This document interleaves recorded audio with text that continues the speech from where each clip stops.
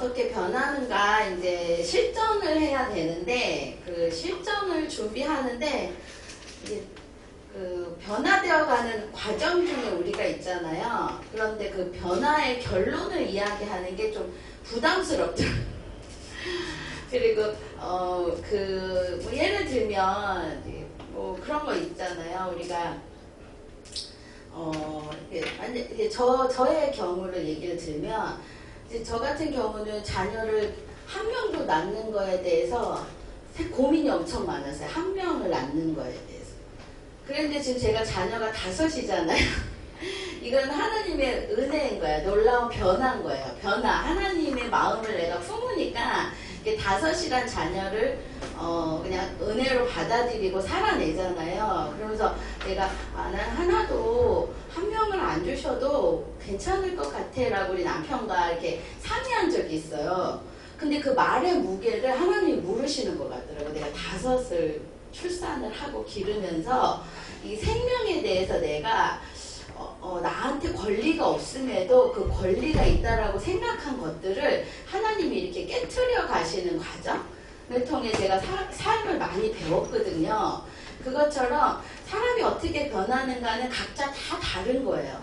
각자의 삶에 하나님이 이게 임재하고 다스려가는 그 것들이 다른데 거기서 이제 결론을 얘기하다 보니까 그 결론을 얘기하는 게 교리같이 느껴지고 그것이 약간 율법처럼 느껴져서 지금은 내가 이걸 강의할 수는 없다. 아까 목사님도 설교를 하면 어렵다듯이 저도 심리학 강의 중에 기독교 상담학은 저한테는 좀 어렵구나. 결론을 내리기가. 그래서 그거는 과감히 접고 좀 제가 새롭게 관심이 있어진 자기심리학 하인즈 코웃이라는 분을 여러분과 좀 나누고 싶어서 다시 강의를 이제 시작하려고 해요.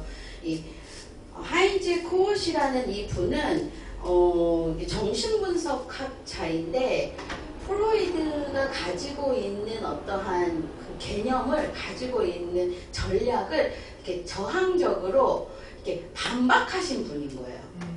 그러니까 저는 그게 그 얘기를 듣는데 왜 매력적인가 이게 다 나와 같은지. 그래서 그 프로이드가 연구하고 모든 사람들이 그 사람을 추종하고 그분이 만든 이 초자아와 자아와 이드 이 관계 안에서의 그 추동 충돌을 가지고 우리에 대해서 설명을 했거든요. 그 설명은 정신분열을 설명하는 데는 너무너무 획기적인 얘기고 정말 잘 맞아요. 그런데 이 코웃이라고 하는 분이 만난 사람은 꼭 그렇지만은 않은 것 같아요. 우리가 정신분열을 걸린 분들은 병원에 많이 있잖아요. 그러니까 프로이드는 정신병원에 계셨던 분이니까 그런 분을 많이 만났는데 일반 상담연구소에는 그런 분들이 많이 오기보다는 그 개념보다는 약간 관계 문제가 있는 분들을 많이 다루신 것 같아요. 그러다 보니까 이분이 꼭 그거에 걸맞지 않다가 딱 거기에다가 모든 사람을 대입하려고 해보니까 더 안 되더라. 그래서 자기만의 용어를 만들고 자기만의 전략을 만들었어요. 그런데 우리가 흔히 접할 수 있는 이 자기애적인 문제, 경계선의 이 문제는 훨씬 우리가 훨씬 더 많이 만날 수 있어요. 그래서 코웃이라고 하시는 분이 무슨 얘기를 했는지를 좀 더 우리가 쫓아가다 보면 지혜를 얻을 수 있다. 그리고 이 자기애라고 하는 적인 문제를 가진 분들이 저는 교회에 정말 많다고 생각을 해요. 왜냐하면 자기애, 사랑이잖아요. 우리 하나님은 사랑이시잖아요. 그러니까 자기의 결핍을 이 사랑이라고 하는 이 교리, 하나님은 사랑이시다라는 것 때문에 훨씬 그쪽으로 그 자기의 결핍을 채우려고 오신 분들이 많다. 그래서 다른 종교적인 단체보다 기관들보다 교회 안에 아까 목사님도 말했죠. 마귀가 많다라는 것처럼 그런 결핍 있는 분들이 많다 보니까 서로의 관계 안에서 아우성들을 갖게 되죠. 그러나 그것 또한 되게 치료적인 과정이다라고 우리가 해석하며 가야 된다. 그럼 그거를 코웃이란 분이 해석을 잘 해놓으셨어요. 그래서 우리 부모와의 관계 안에서의 결핍을 하나님의 그 삼위일체 라고 하는 그 하나님의 속성 안에서 우리가 어떻게 이렇게 변화되어야 되느냐, 회복되어야 되느냐를 이야기하셨죠. 이분은 정신분석에서 주류는 아니세요. 비주류겠죠? 그런데 이제 이분이 하신 이야기가 우리 크리스찬들, 우리 기독교인 입장에서는 좀 더 연구하고 좀 더 이렇게 가까이 가서 그분이 왜 저렇게 말하셨는지를 좀 다뤄볼 필요는 있을 것 같아요. 그래서 이 코엇이라는 분은 1913년에서 태어나셨고 오스트리아 헝가리에서 있는데 이제 가정은 유대인 중산층이에요. 그 프로이드나 융은 목회자 가정이었죠. 그리고 약간 좀 더 이렇게 기독교적인 사상이 많은데 이분은 그냥 유대인 가정의 중산층이었고 이분의 이슈는 뭐였냐면 그 엄마가 되게 차가운 분이셨던 것 같아요. 이 자기애가 생기는 것들은 엄마의 그 품이 차가울 때 충분히 애정을 받지 못할 때 생기거든요. 그러니까 이 분의 이슈가 이분이 연구한 거예요. 자기의 이슈를 가지고 연구했다. 그래서 어머님과의 관계 안에서 자기 부족했던, 그 공감받지 못했던, 자기 대상이 되어주지 못했던 그런 것들을 가지고 연구하시고 내담자들에게 자기도 그러한 대상이 되게끔 해주려고 하는 노력들을 통해 이 전략이 좀 탄생됐다. 그래서 저는 그 부분이 좀 더 매력적인 것 같아요. 그래서 어린 시절은 그렇게 차가운 따뜻하지 못한 모성에서 자랐기 때문에 자신감이 없죠. 소심하고 내성적이고 그러니까 소심한 사람들의 특징은 또 이렇게 생각이 많아요. 그러니까 많은 생각들을 하고 지적인 호기심이 강했겠죠. 그리고 약간 에너지가 부족하니까 병약해졌겠고 또래랑 사회적 관계가 잘 형성이 잘 안 됐겠죠.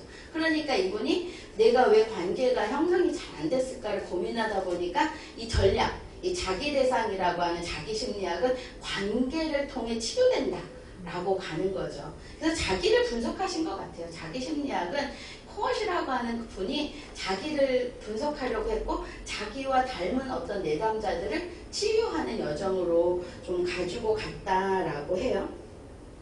그리고 이제 나치라고 하는 정권이 되면서 두려움도 많았죠. 사회적인 기능이 두려우니까 도피도 하시고 도망도 하시면서 되게 어려운 시절을 해내셨죠. 그래서 미국으로 이주해서 좀 안정적으로 지내시면서 거기서 정신분석이라고 하는 것들을 이제 뿌리를 내리세요. 그래서 이제 초대에 이제 프로이드도 많은 것들이 막 다져질 때는 자기와 좀 다른 이론을 말하는 분들에 대해서 엄청 공격하셨어요. 그러니까 막 그 학회도 못 오게 하시고 교류도 안 하시고 집단 이즘에도 하시고 막 그러셨는데 아마 코엇도 그러지 않으셨을까?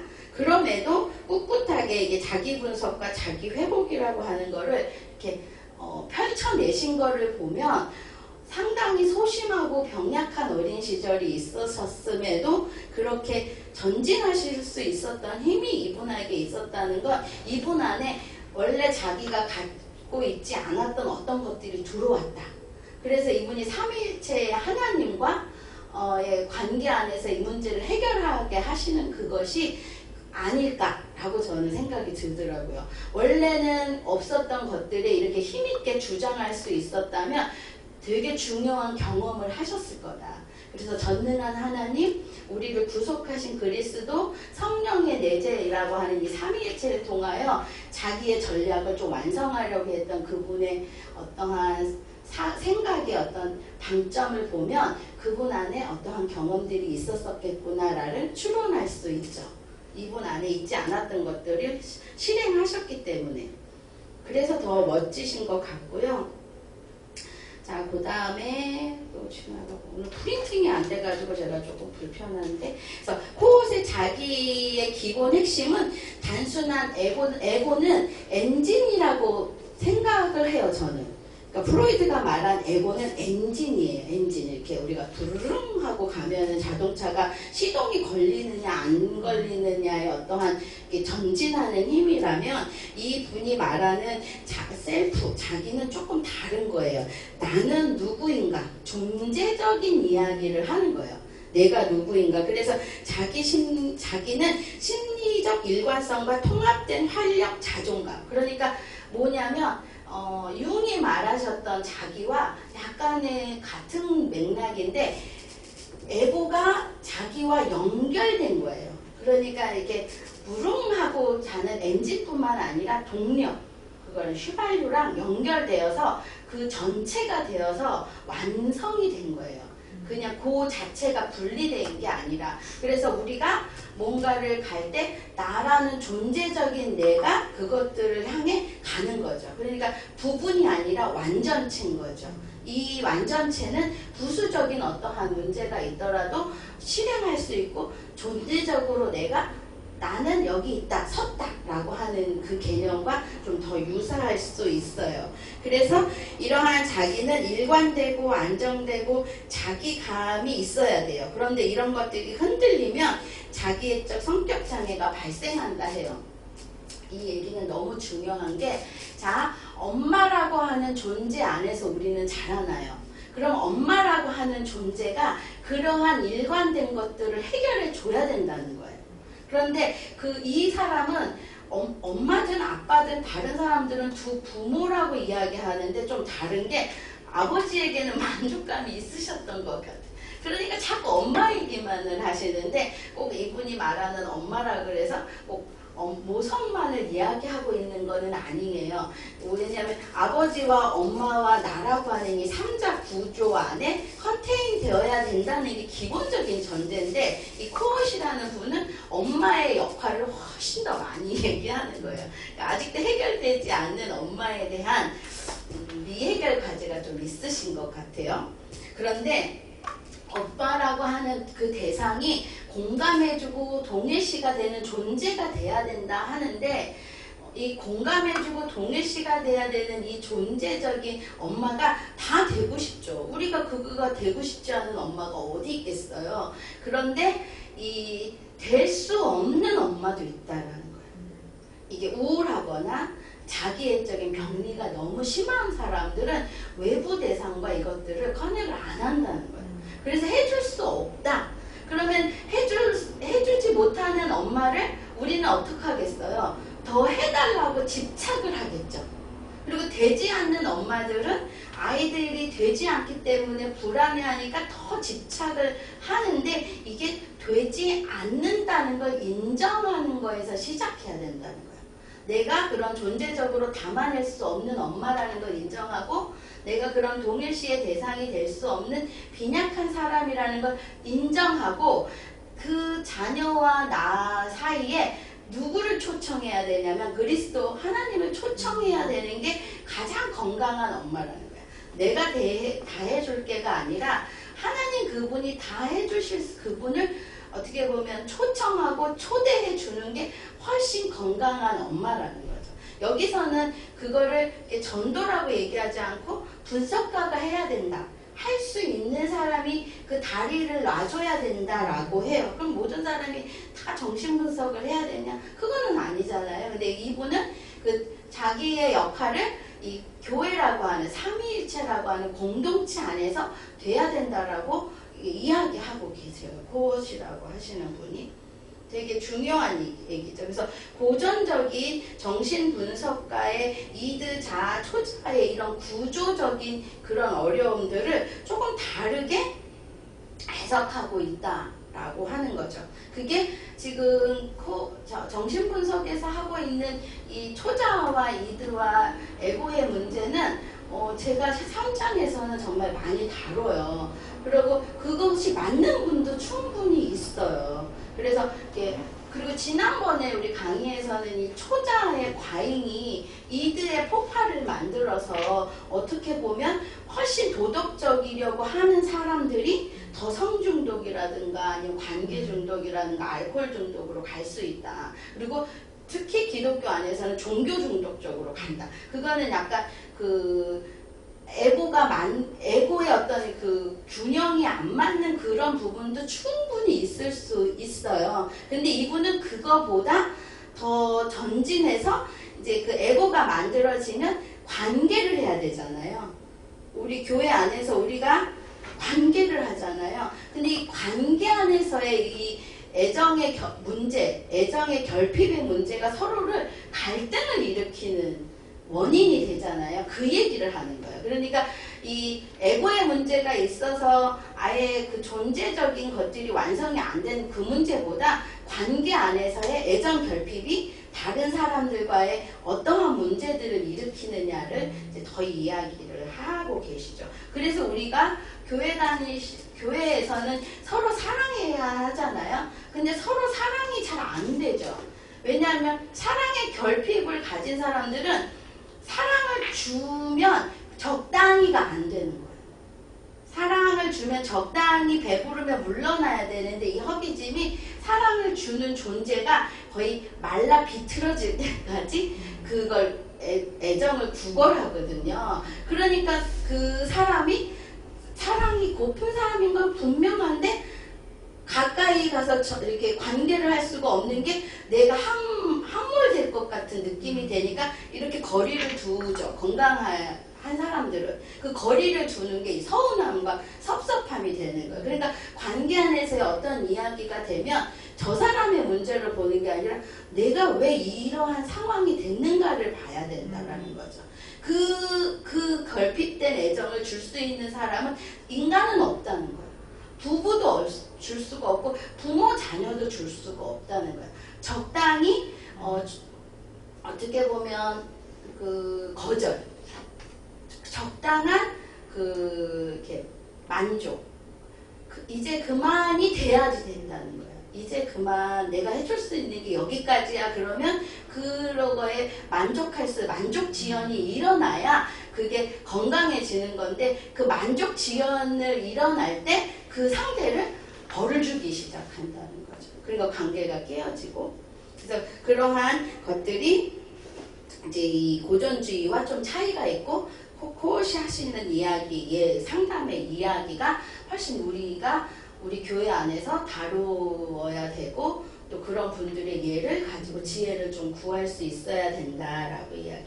그래서 코옷은 그 초자와 이들 대신에 자기 셀프의 두 극을 이야기해요. 그래서 이 셀프가 인간이 느끼는 주관적 정체성, 나는 누구인가인데 이 두 극을 꼭 이렇게 이야기하시고 싶으신 거는 같은 이야기인데 프로이드와 다르기로 했잖아요. 다르게 말하기로 했으니까 이렇게 말하시는 것 같은데 하나의 극은 성취와 힘, 위대함을 향한 에너지, 그 다음에 하나의 극은 이상화의 극, 의지할 수 있는 가치와 인물에 대한 동일시다. 그래서 건강한 자기는 이 두 극을 통합한다. 여기에서 우리 목회자들이, 제가 목회를 하면서 왜 교인들은 목회자들을 이상화도 하고 막 존경도 하지만 왜 이렇게 공격할까? 전 그 고민을 참 많이 했어요. 특별히 그분에게 뭐 해롭게 한 게 없는데, 그러니까 근데 이걸 보면 이해가 되죠. 이해가 되는 게 의지할 수 있는 가치와 인물의 동일시가 일어났을 때, 그러니까 우리 부모에게서 그게 일어났어야 되는 거예요. 우리 부모가 엄청 위대한 사람이고 내가 닮아야 된다는 것들을 내가 알아야 돼. 근데 그게 너무나 일찍 실패가 오면, 이게 아동기부터 이제 실패가 오죠. 엄마는 뭐 그런 것도 있죠. ABC를 몰라, ABCD를. 그럼 우리 엄마는 다 하는 줄 알았는데 그러면서 그 엄마에 대해서 그 약간 결핍을 느끼죠. 뭣도 몰라. 어떤 엄마는 젊은데 우리 엄마는 나이 모두 부족해. 그러면서 이상화가 깨어지는 과정을 가야 되거든요. 근데 그럴 때마다 고통스럽거든요. 그러니까 그 고통스러운 것들을 대체할 만한 그 우리 부모보다는 더 위대한 누군가를 찾아요. 새로운 이상화할 만한, 그게 선생님일 수도 있고. 그래서 위인전을 많이 읽히잖아요. 위인을 보고 이상화해라. 그래서 그 사람을 닮아가라. 그런데 이제 가까이에서 되게 완벽할 것 같은 사람이 목회자고 목회를 하고 있는 리더들인 거예요. 그런데 그 분이 우리 엄마가 주어야 되는 그 애정을 우리 엄마만큼도 안 줘. 많은 사람들과 교제를 하기 때문에 본인에게 결핍이 됐을 때 자기 부모에게 하지 못했던 엄청난 공격을 해댈 수가 있다라는 거예요. 그런데 그거를 견뎌줘야 되는 거죠. 견뎌줘야 되는데 견디려면 시간이 가야 되는데 이게 해결이 안 되고 이게 튕겨져 나가요. 상담도 마찬가지예요. 나랑 라포가 돼서 어느 정도 자기 이슈가 올라오면 그거를 꿋꿋이 오는 사람들은 치유의 여정으로 가는데 못 오고 튕겨나가는 사람이 있죠. 그래서 요번에도 한 2케이스가 튕겨나갔죠. 3케이스가. 근데 한 케이스는 돌아왔어요. 그래서 그 친구는 지금 다시 일상으로 돌아가는데 지금 한 케이스는 좀 너무 멀고 그랬는데 그걸 넘어가야 돼요. 그 넘어가려면 뭐를 해야 되냐면 그 사람은 하나님이 아니다. 그 사람은 나의 엄마가 아니야. 그래서 적당히 이 정도면 괜찮은 분석가야, 상담가야. 이게 돼야 되거든요. 자기만의 그 100%의 만족을 실패를 해도 다시 올 수 있어야지 다시 그 관계가 되거든요. 모두 그래요. 부부도 마찬가지예요. 완벽한 줄 알았는데 남편이 무언가 꼬라지를 부려. 그럼에도 그게 괜찮아져야 돼요. 그것이 이제 부부싸움을 하고도 계속 관계를 연결하면서 그게 성숙이라는 과정으로 가는 거거든요. 그런 것처럼 이게 그러한 이상화가 목회자들과 이루어질 가능성이 높다는 거죠. 그래서 그러한 두 극이 통합되지 못한 채 분리가 일어나기도 한다. 그래서 저는 교인들이 나가셨던 분들이 다시 돌아오고 싶다는 얘기가 요즘 종종 들릴 때 우리가 한 자리에 그대로 잘 있구나. 그럴 때 다시 돌아온다는 이거는 되게 중요한 사인인 거죠. 자기가 그 실패했던 그 만족지연의 자리로 온다는 거니까 이건 되게 건강한 사인이거든요. 그러나 그건 엄청난 용기가 필요해서 말로 했다고 해서 다음 주에 오진 못해요. 한동안 이게 평생 걸리는 일일 수도 있어요. 자, 그래서 그것이 자기의 미발달, 그러는 자기 대상 그런 것들이 양육자의 결핍, 결함 그런 것들로 인해 생겨났던 것들을 이제 다시 경험해야 된다. 그럼 자기 결핍을 경험한 사람이 무엇을 하냐면 그 결핍된 만큼 그냥 가만히 있는 게 아니에요. 나는 부족해. 난 사랑받지 못한 존재야. 그리고 때로는 사랑받지 않아도 괜찮아가 돼야 되는데 그렇게 못해서 뭘 하냐면 자기가 얼마나 사랑받을 만한 존재인가를 팽창을 해요. 이 팽창에는 예를 들면 막 교회에 막 기부를 많이 한다든가 막 무언가 전도를 엄청 한다든가 또 아니면 뭐 대단히 자기가 뭐 유능한 사람인 것처럼 군다든가 그래서 보고가 팽창하듯이 팽창을 한다는 거예요. 그걸 통해서 사람을 갈구를 한다는 거예요. 근데 그것조차 존재적으로 인정해주지 않죠. 근데 그거를 인정해주는 것이 좋을까요? 그냥 인정해주지 않는 게 좋을까요? 막 그런 거 홍보를 많이 냈어. 막 교회 막 건축도 해, 무엇도 해. 그럴 때 우리가 그걸 어떻게 다뤄야 될까요? 맞아요. 가만히 잘한다 하는 것도 병리가 일어나고 무시하는 것도 그리고 그렇게 한다고 하나님이 너 사랑하지 않아 이렇게 팍 터뜨리는 것도 안 되고 가만히 그래야 돼. 그 가만히 있을 때 그 사람이 느끼는 감정이 뭘까요? 서운함, 섭섭함, 이래도 나를 최고로 여겨주지 않네. 그 감정을 이렇게 소화해내야 된다.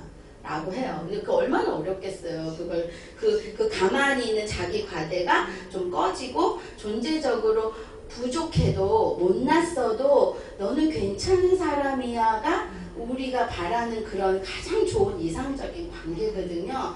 헌금하지 않아도 뭔가 직분을 잘 해내지 않아도 너가 뭘 이렇게 막 안 해도 그냥 우리는 공동체 안에서 괜찮은 존재야를 받아들일 때까지 가는 게 성숙이라는 거죠. 그리고 그러한 것들을 지향하는 게 건강한 교회라는 거예요. 자, 그리고 그다음에 이제 그래서 자기를 회복하기 위해서는 구조적인 결핍이나 취약성의 문제가 아니라 이러한 것들이 그 자기라고 하는 것들이 연속적으로 관계 안에서 일어나도록 활성화되는 것이 되게 중요하다라고 했죠. 그래서 오늘 설교와 엄마와 연결을 하면 우리 목사님이 끊임없이 쉬지 말고 기도해라 라고 하는 그거에 대해서 오늘 설교가 포인트가 거기 있었잖아요. 쉬지 말고 기도해야 된다라는 건 관계를 계속 연결한다라는 거예요. 기도라고 하는 거는 되게 중요한, 정신분석에서는 너무너무 중요한 거예요. 그러니까 엄마와 내가 신경학적으로 연결됐다. 이게 공감이라고 하거든요. 그러면 내가 이 아기가 엄마라고 하는 대상에게 끊임없이 주파수를 맞췄다. 그 맞추는 주파수에 엄마가 반응했다. 라는 거예요. 그런 것처럼, 그런데 내가 계속 주파수를 맞췄어. 엄마에게 옹알이를 하면서 하면서 맞췄는데 거기에 자기애적인 인격장애가 있거나 정신적으로 분열이 일어난 엄마는 주파수를 맞춘다는 거예요? 못 맞춘다는 거예요? 그렇죠. 그럴 때 자기가 망가진다는 거예요. 그래서 우리는 항상 내가 주파수를 보내면 그 대상이 주파수에 응답하는 대상이 있어야 자기가 보존되고 회복된다는 걸 얘기하거든요. 그럼 그럴 수 있는 대상이 있을까요? 없을까요? 다 불안정한 자기를 가졌기 때문에 없다는 거죠. 이 기도가 그거라는 거예요. 내가 끊임없이 하나님이라고 하는 대상과 하루 24시간까지 잠을 자면서도 꿈도 주파수가 맞춰지는 거잖아요. 이 모든 나의 일거수일투족이 그분에게 집중되는 이게 기도라면, 쉬지 말고 기도하라고 하는 거는 너와 내가 항상 대상 관계 안에 있다는 거를 끊임없이 네가 인정하고 나에게 주파수를 맞춰라. 나는 온전하고 전능한 하나님이시기 때문에 너의 주파수에 나는 항상 응답한다. 라는 이야기라는 거예요. 그래서 기도한다는 게 이 예배당에 와서 하는 것도 되게 중요하지만 일상에서도 그 존재적 대상이 하나님이 나를 계속 지켜보고 계신다라는 거를 경험하고 다녀야 된다는 거죠. 나의 삶의 한 걸음 한 걸음에 함께 하신다. 모든 우주 만물을 통해 햇살이 너무 밝을 때도, 낮달이 나왔을 때도, 바람이 시원할 때도 저는 하나님의 음성으로 듣거든요. 그래서 두리번거리고 다니는데 그게 제가 하나님과 늘 기도하고 호흡한다라는 느낌을 갖기 때문인데 여러분에게도 권면해요. 그래서 어떤 사람과 만날 때 그 사람에게 집중할 게 아니라 그 사람과 관계 안에 계신 하나님과의 사이에 우리 관계를 넣으면 이게 엄청나게 중요한 일이 되죠. 그래서 그러한 것들이 공감되고 이상화되고 쌍둥이화되는 여정이다. 그래서 이런 것들은 앞으로 더 설명할 거라 빨리빨리 지나갈게요. 자, 그래서 코엇이라고 하는 분이 돌아가시기 4일 전에 완성한 이야기예요. 작은데 보이실까요? 저 글씨 보이세요? 같이 한번 읽어볼까요? 공감을 많이 해주며 공감적이며 그들은 결국 잘 지내게 될 것이라고 사람들은 주장합니다. 하지만 그렇게 생각하지 않습니다. 내적 성찰과 공감은 적절한 행동을 위한 정보 제공자로 보아야 합니다. 다른 말로 표현하자면 다른 사람 입장에서 서라는 말처럼 다른 사람의 내적 삶에 당신을 넣고 적절하게 생각해 본다면 당신은 이런 지식을 당신의 목적에 맞게 사용할 수 있습니다. 그 목적은 친절할 수도 있고 그 목적은 적개심일 수도 있습니다. 성인 환자 중에 내가 볼 가장 큰 고통은 발견하기 매우 미워하고 어려운 엄마의 부재. 그 엄마는 성격이 부재했기 때문이었다고 지고 있는 사람에게 서있습니다. 그 공허함이 그의 가장 어려운 고통으로 이어집니다. 예, 돌아가시기 4일 전까지도 그 엄마의 부재가 이 모든 문제의 시작이었다라고 회상하시고 돌아가셨거든요. 근데 그런 것처럼 이 공감이라고 하는 걸 통해 뭐를 하는 거냐면 내적 성찰을 하는 겁니다. 우리가 주일날 설교가 이렇게 선포되고 나면 하나님과 내가 교제를 나눈다라는 건 그 말씀이 나에게 무슨 의미지? 라고 내적 성찰을 할 때 그분과의 공감이 어떤 영역이 만들어진다라는 거예요. 그래서 우리가 만나는 과정 중에 그 사람과 내 마음이 내적 성찰로 가지 않은 것들은 공감된 과정을 지나지 않았다라는 거예요. 되게 중요한 얘기죠. 그러면 다는 모를 것 같아요.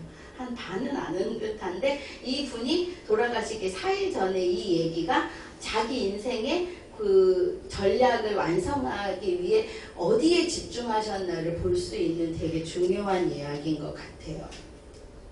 자, 그래서 이분이 말씀한 거는 그 자기와 하나님의 형상을 이렇게 맞대었어요. 되게 중요한데, 자, 성경은 인간을 하나님의 형상대로 창조되었다라고 말한다. 창세기 21장 27절을 보면 사람을 창조하시되 하나님의 형상으로 그를 창조하시고 남자와 여자로 창조하셨다라고 하는 거죠.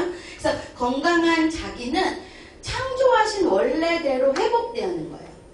내 안에 있는 남자와 내 안에 있는 여자가 하나님의 형상을 찾는 그것이 되게 건강해지는 거다. 그래서 이 죄로 파편화된 엄마라고 하는 사람의 죄가 내 안에 들어오므로 파편화될 수밖에 없었던 나를 완전한 그분과 일치함으로 다시 그곳을 향해 우리는 가야 된다.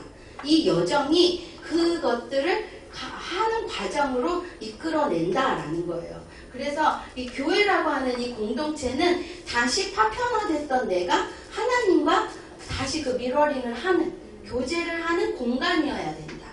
그래서 옆에 사람도 그렇고 다 그런 파편화된 사람들끼리의 공동체이기 때문에 어쩔 수 없이 우리는 고통이 있다는 거예요. 그 고통에 그 과대해지는 사람을 책망할 것도 없고 쪼그라든 사람에게 왜 믿음이 없냐고 책망할 것도 없다는 거예요.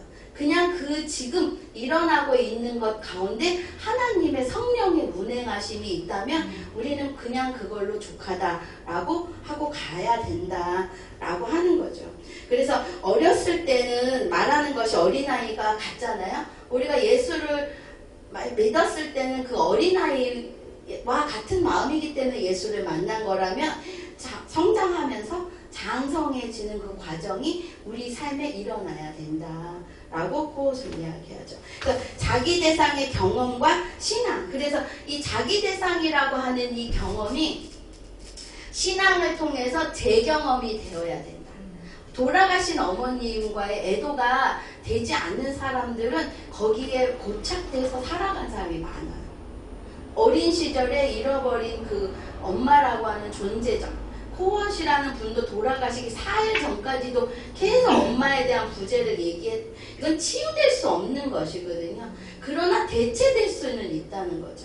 엄마의 사랑이 부재했기 때문에 하나님의 사랑이 얼마나 온전한 것이 나에게 가득하고 필요한지를 내가 찾았다면 그것 또한 은혜라는 거죠.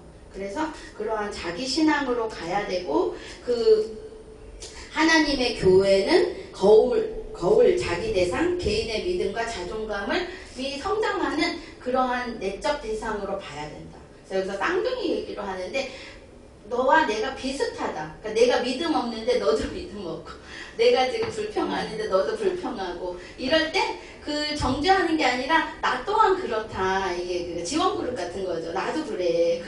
그러면서 서로 격려하며 이렇게 따라내어 가는 것, 그 여정을 함께 가는 것, 그것도 되게 중요하다라고 하는 거죠. 우리가 온전한 하나님의 온전하심을 우리가 아직 모르기 때문에 이 여정이 그렇게 되어 가는 것 자체가 은혜다.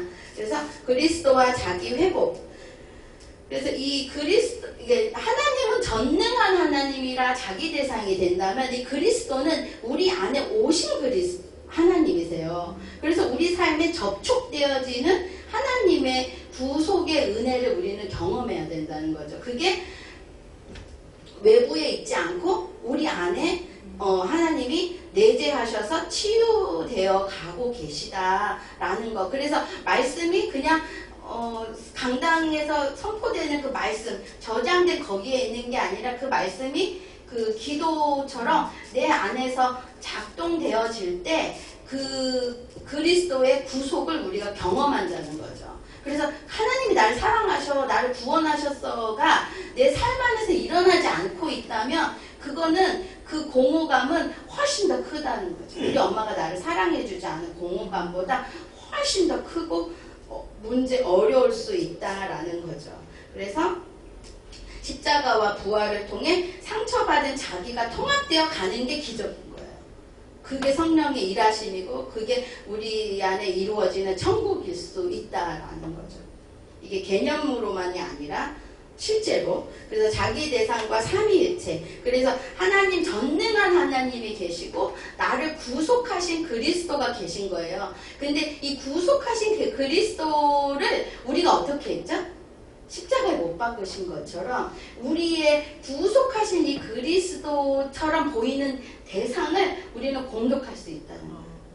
그래서 교회 안에 이러한 목회자들에 대한 살인? 뭐 일어나는 이런 것들이 어쩌면은 과정일 수 있다. 그리고 나서 부활이 일어나는 것처럼 그것 또한 이상화된 그리스도의 그 과정을 우리가 수용하지 못할 때 내가 어찌할 거라고 하는 나의 죄가 드러나는 되게 중요한 순간일 수 있다. 라고 여기서 이야기하는데 저는 이 얘기가 좀 저에게는 당사자이기 때문에 되게 어려웠죠. 제가 요번에 꿈에 폭탄이 하나 나왔더라고요. 폭탄. 내 가방에 폭탄이 있는 거야. 근데 분석가님이 그 얘기 하더라고요. 이걸 내려놓으면 다 죽는다. 너도 죽는다. 그래서 하나님께 내려놔라 하시더라고요. 그러니까 이게 되게 10년도 넘 15년이 넘은 얘기인데도 이게 이 어떤 영향력이 우리 아이들의 삶에 이렇게 비치면 이게 그냥 이게 잘 알 수 없는 그 뭐 이렇게 지각이 깨지고 막 수증기가 올라오는 듯한 이 같이 자멸하고 싶은 욕망이 내 안에서 와요.